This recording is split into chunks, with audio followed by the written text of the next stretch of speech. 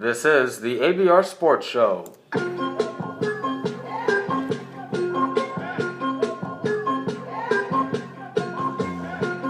Hey guys, welcome back to the ABR Sports Show. Your host Aaron Brookhammer. We are going to be throwing you a bone here. We're going to do NBA predictions.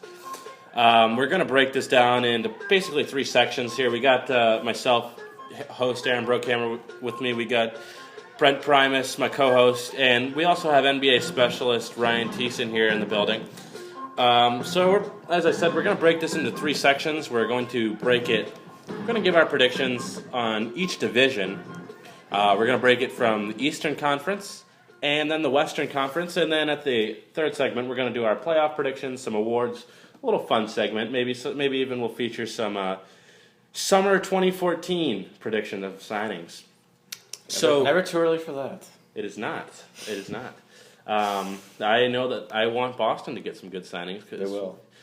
Yeah, we do not look too great at this point. But let's tackle the Eastern Conference first. We're going to start in the Atlantic. So I'm just going to swing that to you, Ryan. How you think that's going to play out? I think it's definitely going to be a good debate. Not a lot of good teams, but New York and Brooklyn battle for New York. I think that's going to be. I don't think New York got better this offseason. They really didn't. I mean, they made no offseason moves. They got Bargnani, yeah. But if he can shoot, not my favorite 7-footer in the league, that's for sure. A guy who can shoot and doesn't get any rebounds. But give us your take on the Atlantic. All right. Well, I see the Knicks winning it. Honestly, I mean the Nets. They got Kevin Garnett, Jason Terry, AK-47. I mean, Paul Pierce. But it'll just be interesting to see how they go with Jason Kidd as their coach. I mean, I think.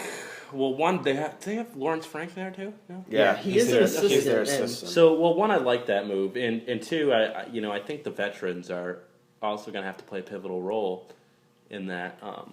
But can Pierce and Garnett stay healthy? What do you think? I mean, that's the problem. What happened to Boston? Why they were constantly 6 and 7 seeds the last few years is they were saved themselves for the playoffs and they were inconsistent. So I don't see how they're going to. Obviously, they have a lot more help now with Lopez and Williams, Johnson. Who do you got coming in second? I got the Nets in second. Okay, figured that one. Yeah. Third place, I got the Celtics. I mean, I think the Celtics, they're going to have a solid season. I mean, they still got Rondo. I mean, we still don't know if he'll be there by the trade deadline, but if he stays, they're going to be pretty solid. Kelly Olynyk, still there. Avery Bradley, Jeff Green. Mm-hmm. I mean, I think they're pretty solid. When team. I look at their roster, they have 11 players deep, and I don't see how they missed the playoffs with a depth that they can play 11 players. That's not something that many NBA teams have the comfort of doing. So that's definitely interesting. All right. Well, fourth, I got the Raptors. I mean, they still got Rudy Gay. They got a couple other players that'll help them out. I mean, honestly, comparing them to the Sixers or DeRozan could develop into a most improved player of the league. Yeah, he's gonna be a good player. I mean. They also have Ross, right? Terrence Ross. Ross. I liked that pick last year. In a very weak draft, they got a good pick. Yeah, he's an exciting player to watch. He is. Very good shooter. Very good shooter. How about you? Who do you got between the Raptors and Sixers? I know those probably your favorite. I hate the Sixers. I'm just not a fan of. When Thaddeus Young's your best player, I don't see them winning more than 15 games. And but look at it this way. If you're the Sixers, you got the best chance to get Wiggins or even Randall or Jabari Parker. So you're going to get a good pick to play alongside with Nerlens Noel, who's going to be out for the season, and Michael Carter Williams, who's he could go either way. And I like 6'6" point guards, so they're very diverse on the court. So Brent, what are your predictions? I wasn't doing the predictions today. It was just going to be you and Ryan. Oh, okay. I was just going to jump in every now and then. Okay, then. Okay, so for my Atlantic division, I do have Brooklyn on top. I look at that starting five and I say, you know what? When they're playing, that's the best starting five in the entire league. Plus, they do have AK-47 off the bench. They got Terry if he can return to his old form. Boston form's not going to help him. And, they got some solid players. Andre Blatch, I think, is a good help for them. And obviously, Reggie Evans might average 35 rebounds a game. Always helps. And then I think I got New York, like most people, as 1-2. Don't really like New York this year. They're aging, and they didn't get better. So I don't see them winning more than 40 games. I also like Boston in third. I see them snagging an 8th seed, actually. And you know what? We're actually going to go to a caller who called in earlier. You can call in anytime you want at 508-341-1068, and we'll play your message back on the radio if you really like. Just dealing with Rondo a little bit. So here we go. Hey guys, this is Sam. Just calling in. I really love this show. Appreciate your perspectives, and I just had a question. What do you guys think the Celtics are going to do with Rondo, and what kind of role is he going to play this year? Just wanted to see what your thoughts on that were. Well, I think we can talk about this.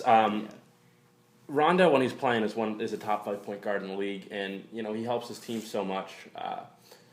But one thing, first off for Rondo, I think he's going to get frustrated because he doesn't have players like Terry and Pierce who can hit that outside three when he drives and kicks, or even Garnett, who's a very good mid-range shooter.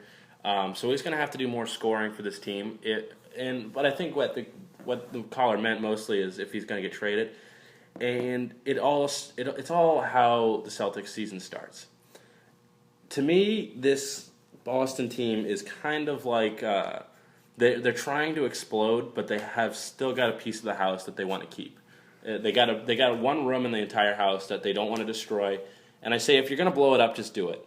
I say if they're sub 500, 20 games into the year, or 30 even, you should try to trade them, which is what I think they're going to do.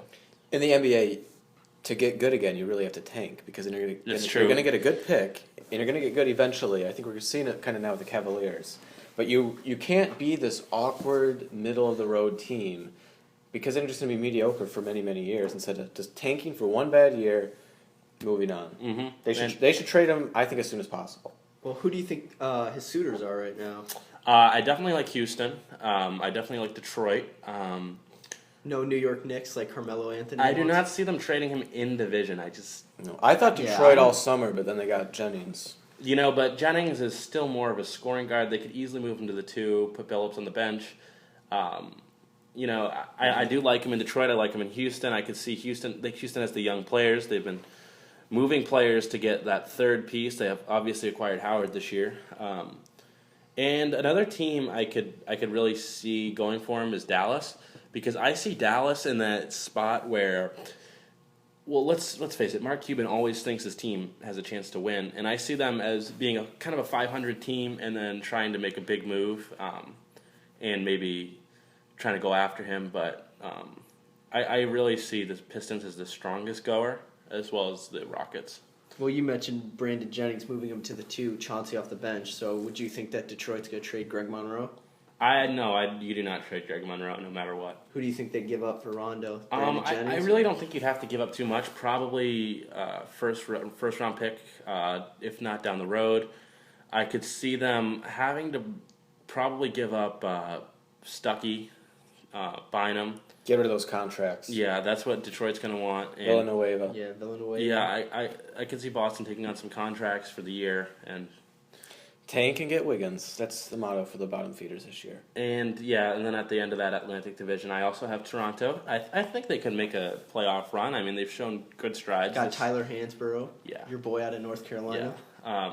They made good strides this year. They're not a playoff team yet. I just unless Jonas Valanciunas turns into this guy that everyone has said he's going to be for years, I don't see it. And then obviously the 76ers at the bottom. So. That being said, for myself, I do have 3 teams from the Eastern Conference going to the playoffs in Brooklyn, New York, and Boston. Same with me. Got those 3 going to the playoffs. Okay, so you can kick it off then with the Central. All right, this is going to be a good division. Central's going to be a good division. I'd say they're probably the best in the NBA. I mean, it's arguably the Southwest. Yeah, that's what I was going to say, Southwest. But for the Central, I'm going Indiana in first place. I mean, they pretty much have their whole team back from last year with Danny Granger. Bulls hater. Yeah, I'm not a big fan of the Bulls and Derrick Rose. I don't know. But second place, I do have Chicago. I mean, Derrick Rose. We'll see how he does. I'd like to say that Detroit would be second in the Central, but I don't know if their chemistry will be there this year. And fourth place, I got Cleveland. Mm-hmm.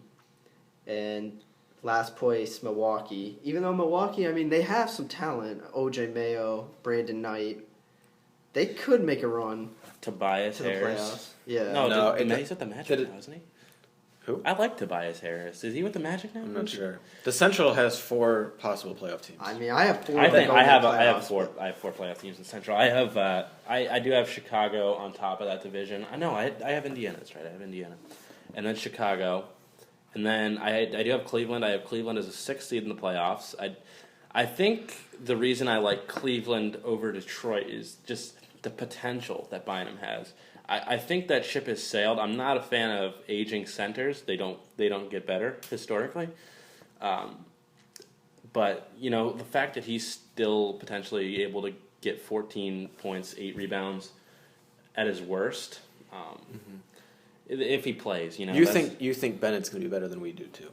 Yeah, I do. I don't think he's the best star they could have gotten, but I think they know, like a consistency-wise, what he's going to bring to the table. I think they go pretty deep too. They go 9 deep. So I do like Cleveland. I actually like Mike Brown as a coach too for them, bringing them back. He's going to be great with Kyrie. I mean, he has a lot of haters out there. I mean, he did not win with LeBron. He didn't win with Kobe. But look at the roster when they made it to the NBA championship. Yeah, and they're kind of setting everything up. They're getting all these young players to move.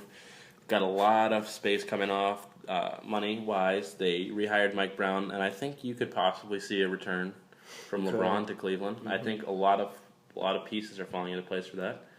And then at the bottom, I have Detroit also making the playoff as a 7th seed, though. And then Milwaukee. So we got 4 teams from the Central in there, giving us 7 total. And you can move to the Southeast, Ryan. All right, Southeast. I mean, I don't even have to say who I have in first. Everyone knows Miami. Southeast, I think, could be the weakest division. I only have Miami making the playoffs. But second in the Southeast, I got Washington, John Wall, Bradley Beal. I like Otto Porter. Otto Porter too. I feel like all 3 of those guys, though, are like borderline all-star. I don't really know if they can go out and just dominate games. Yeah. I feel like they're missing a piece. They got a solid starting 5, but they're young.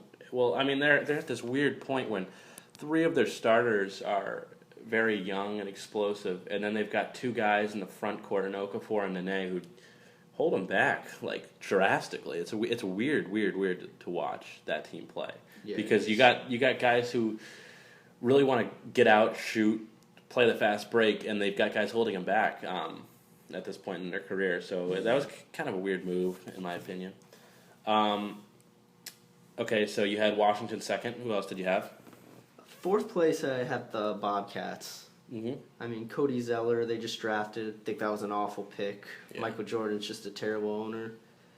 But I still see them better than the Magic, honestly. I mean, they got Oladipo. I think he's going to win Rookie of the Year. But they're big men. It's just, I mean, they signed Jason McZeal this offseason to go along with Big Baby. They're both kind of small, big men that, I mean, all they really can do is shoot mid-range. They don't have much of an inside game. So I don't really see Orlando going anywhere this year. I have the same thing pretty much. I have Miami. I do have Charlotte actually finishing ahead of Washington. I feel like Charlotte could make some good strides. And then I have Washington, Atlanta, and Orlando. But, this division is really crappy, so we're not going to spend too much time focusing on that. It's really, really bad. Honestly, look at the teams. Every team in that division is one of the biggest jokes in the NBA. I actually skipped over Atlanta. I mean, there's not much to say about them. They lost Josh Smith. They signed Kyle Korver to a huge deal. This is going to wrap up our first segment here. All right. Yeah. So we had fun with the Eastern Conference. Stay tuned. We're going to give you the Western Conference next. We'll be right back. ABR Sports Show. We'll be right back.